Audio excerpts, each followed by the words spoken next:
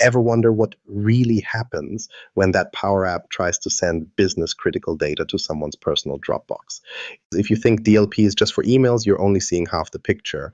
Let's walk through the behind the scenes decision process that protects your org or lets something slip through. Today, we're putting the spotlight on those hidden if then rules in Fabric and Power Platform DLP so you can catch data leaks before they hit your compliance hotline.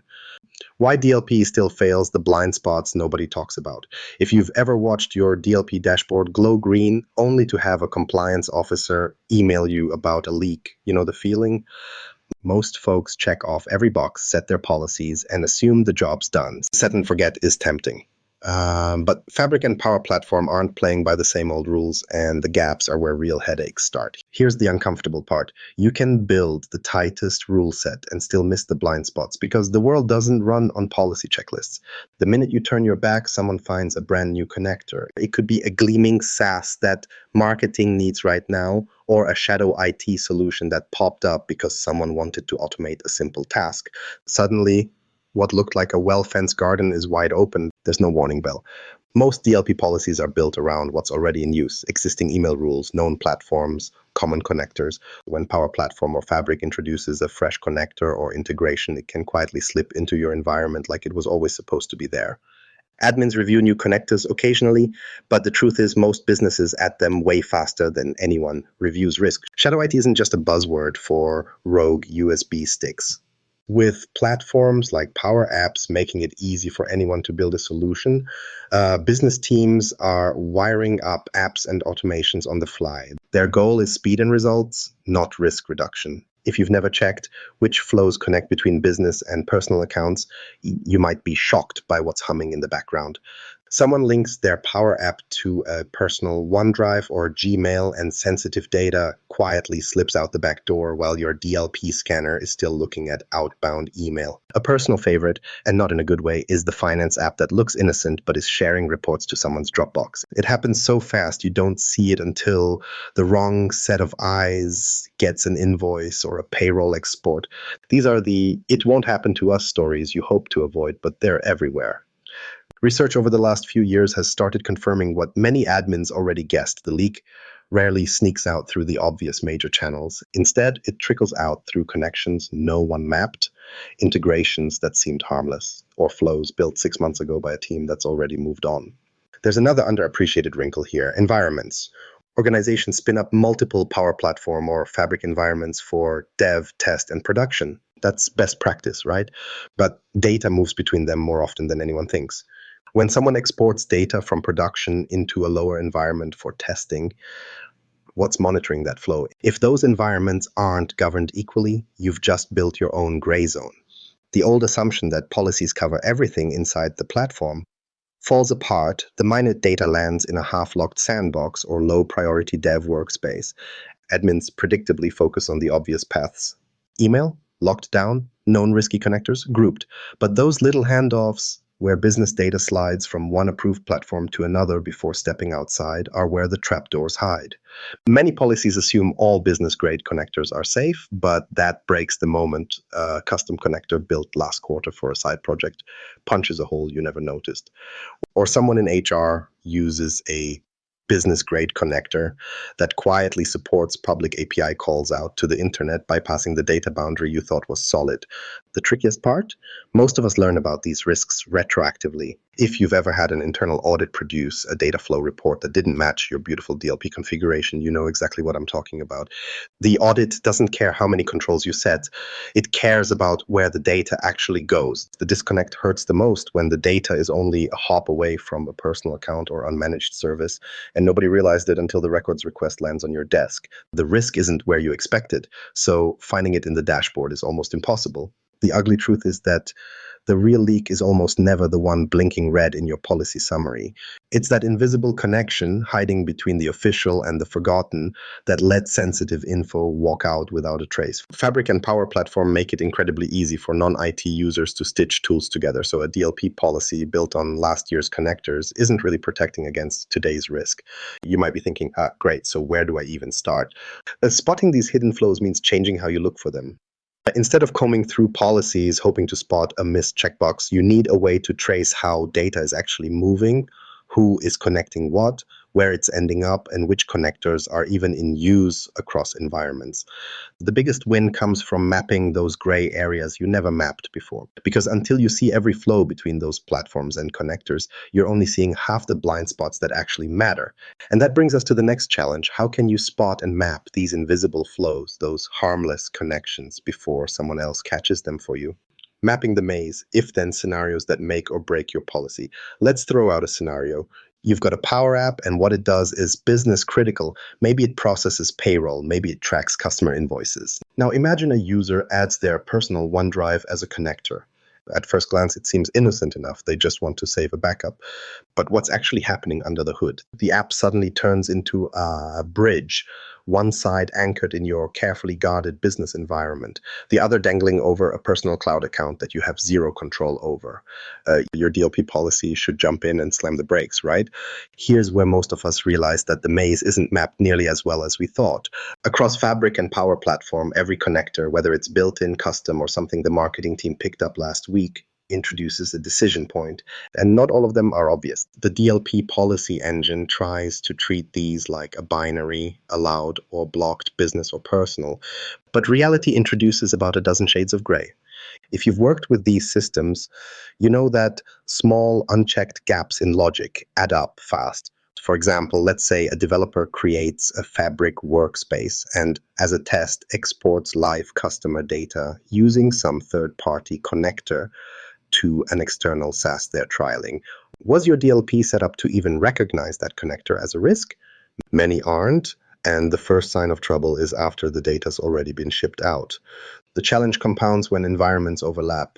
Dev, test, prod, everything is compartmentalized except when it isn't. Maybe you're thinking, I locked down prod, the rest is for play. But what if a copy of customer data finds its way into that lightweight dev environment, and then a connector marked as benign or simply missed in the policy review opens up to the outside? The if-then path starts to unravel quickly. The DLP logic tree should in theory catch any data movement from a protected environment to an unmanaged connector, but we know few policies are that precise. Most admins working under pressure create policies that reflect what they see in front of them. Block Gmail and Dropbox, allow SharePoint and Teams, maybe throw in a few custom restrictions. But what about those connectors that fly below the radar? A custom SaaS integration, a connector built for a quick proof of concept, or simply a new Microsoft connector that dropped as part of an update. These are the cracks where data slips through. The logic tree in most environments isn't reviewed nearly as often as new connectors are added. And unlike mail flow rules, these aren't always self-explanatory. They might look business-friendly on the surface, but underneath they can transfer more than you bargained for. Here's another angle. Most DLP configurations treat connector groupings as a checklist item. Mark as business data only sounds fine until a custom connector or an unfamiliar SaaS shows up. Now you're relying on naming conventions and default Microsoft templates, which might not even remotely match your business's actual footprint. The if-then chains get longer and more unwieldy. If a connector is marked business data only, does that mean it's blocked from personal use? What happens if the definition of business changes when marketing finds a new cloud tool? If the policy hasn't been tested, it's all theoretical security. Missed triggers are another reason these scenarios cause real headaches. Most DLP tools prioritize alerting on known risks. But if nobody's mapped the logic for a new connector or cross-environment transfer, the first notification you get is when compliance finds the trail. Sometimes there's not even an alert, just a quiet leak that continues until someone asks where last quarter's payroll file went. Research keeps showing that organizations rarely simulate these cross-boundary scenarios before something goes sideways. The feedback loop is slow. Many admins find themselves troubleshooting after learning a policy didn't act soon enough or missed a subtle edge case. The admins who have the fewest data loss horror stories aren't just playing whack-a-mole with new services. They treat every connector, especially anything new or custom, as a potential question mark. Instead of waiting for something to break, they create if-then mental mental maps. If a user tries to connect export payroll data to a new SaaS, will the policy stop it? If not, why? If a Fabric workspace is granted access to an external storage location, what routes can that data take, and are any unmonitored? These admins review the actual business workflows, not just the list of available connectors. So when the business adds a tool, they're asking the right questions before flipping a switch. In the end, the meat of your DLP story isn't what's on the official policy sheet. It's buried in these messy, real-world scenarios where a single overlooked option in a logic tree lets company secrets stroll out the side door. The more you anticipate these if-then moments and test them the same way your users would, the stronger your data controls become. But catching every leak isn't just about building walls. It's about identifying which walls you actually need. Because until you focus on the connectors that truly matter to the way your teams work, all the logic trees in the world won't stop the wrong exit. And that opens up a whole new layer of challenge, sorting out which connectors actually deserve your attention in the first place. Connector classifications, sorting signal from noise. You know, that endless scroll through the connector list, rows and rows of names that all start blending together after a while. Most of them look routine, things like SharePoint, Excel, Azure, maybe a few labeled with your company's initials. On paper, it's reassuring to see that giant lineup parceled into neat groups, but the real risk isn't always where you expect it. Sorting out which connectors are actually high risk versus which ones are just business as usual isn't as straightforward as it should be. That's where most teams take the wrong fork. The truth is, every environment is stuffed with dozens of built-in and custom connectors. If you've ever tried to keep track of what's actually plugged in and moving data, you know how quickly the settings turn messy. Part of the challenge is that connector management always starts off organized, a solid plan, some rules, and firm intentions. Then the business moves faster than IT can keep up.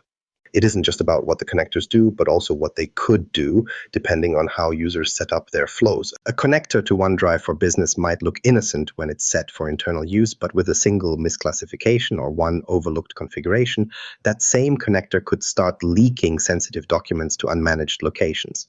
If you've ever sat in meetings where the solution was to just block everything we don't recognize, you'll know how that plays out. People find workarounds, shadow IT grows, and suddenly there's more risk, not less. You want to avoid stifling productivity, but every unchecked box feels like a potential hole. Some admins try to lock down anything outside the core Microsoft ecosystem, SharePoint and Teams in, everything else out. But that's rarely enough. Here's a real story. An organization went all in on this approach, figuring that nothing critical would pass through lesser-known connectors. They left just a handful open: Teams, SharePoint, the usual suspects, confident they'd boxed out anything weird. But someone in HR discovered a clever no-code integration tool and created a custom connector to a public API. It seemed harmless. Weeks later, they found out that HR data was quietly leaking, not because it was a known risk, but because no one considered the custom connector as anything more than a side project.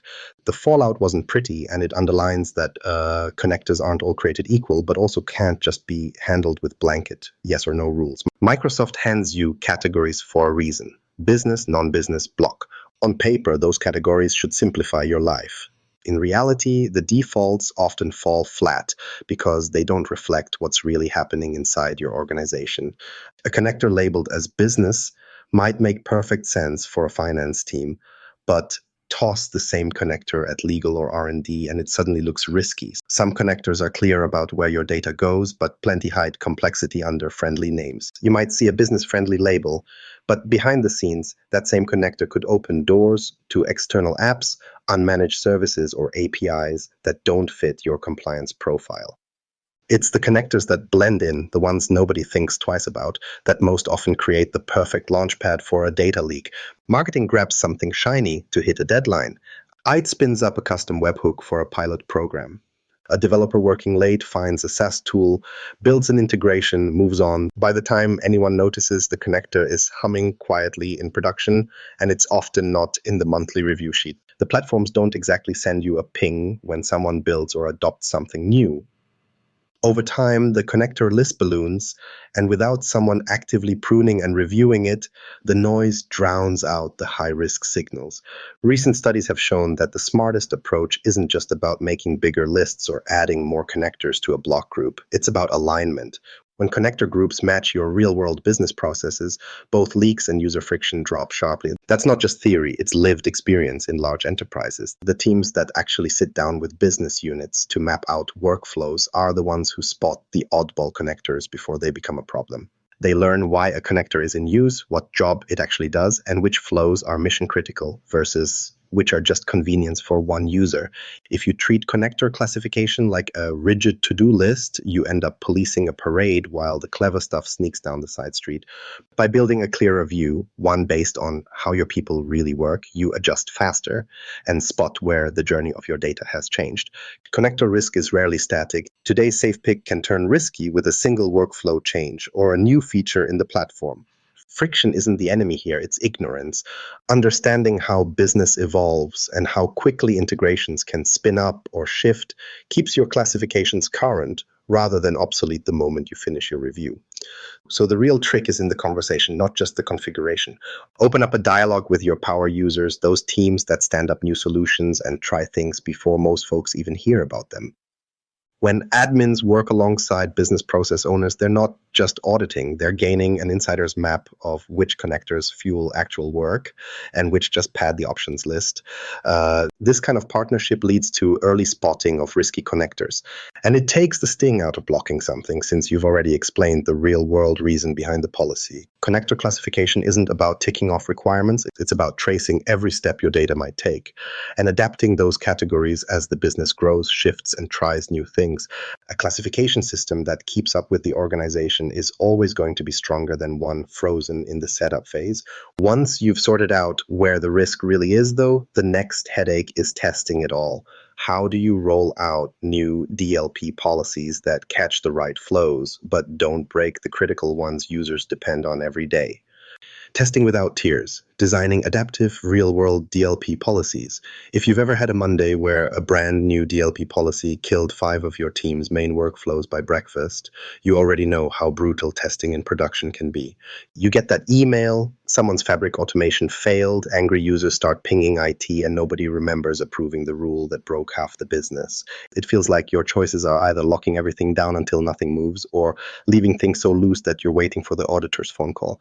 Neither extreme works for anyone for very long. But skipping the hard part, testing these policies before they go live, means the only leaks you'll catch are the ones that already cause trouble. That's not a place you want to live as an admin.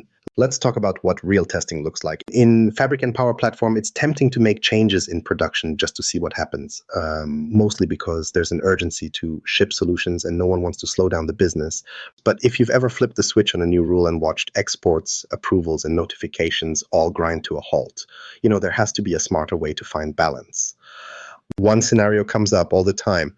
A department automates customer report exports in Fabric. The business needs the automation. It's saving hours every week until your fresh DLP blocks it because the logic sees it as a data exfiltration risk. Now you're stuck. The export is business critical, but the policy says, nope, who gets the override? What's the workaround? That's the real tension. Business runs on these unseen flows, and DLP doesn't always know the difference between a leak and a lifeline. Skipping tests is fast, but it's also the quickest way to miss the leaks that matter. What makes it all more complicated is how policies can have side effects you never planned on. Set your conditions too strict and users look for ways around them. Too loose and you end up with a stack of incident tickets on your desk. The goal isn't just to pass a checklist, it's to keep the workflows people rely on moving smoothly while catching the things that you can't afford to let out. So how do you get there? Research and field experience both back up that staged rollouts, beat big bang deployments nearly every time. It looks like this. Instead of switching everything at once, roll out new policy changes to a smaller group of pilot users. With targeted monitoring, actually watching the logs, measuring what fails, and following up with users in real time, you spot policy conflicts while they're still manageable. The difference is that users experiencing issues are real people with actual tasks, not theoretical test cases no one's ever needed. Analytics are the next level. Fabric and Power Platform both supply rich activity logs, and you'd be surprised what you see when you start to really watch them. Monitoring these flows who's connecting to what, which apps are making data moves and when, shows patterns you won't pick up from simply reading policy summaries. Say you catch that HR's just testing export runs every Friday and sends data to a rarely used connector. If your analytics show the connector isn't used anywhere else, maybe the fix is tuning just that policy, not panicking and locking down the whole org. By using analytics to spot evolving data paths, you can tweak your policies before they turn into user pain points or compliance disasters. Sandbox environments aren't just for developers anymore. The reality is most policy mistakes aren't obvious until things break in production. That's way too late. Sandboxes let you build, tweak, and review new policies against real user behavior without the fear that something critical will break for good.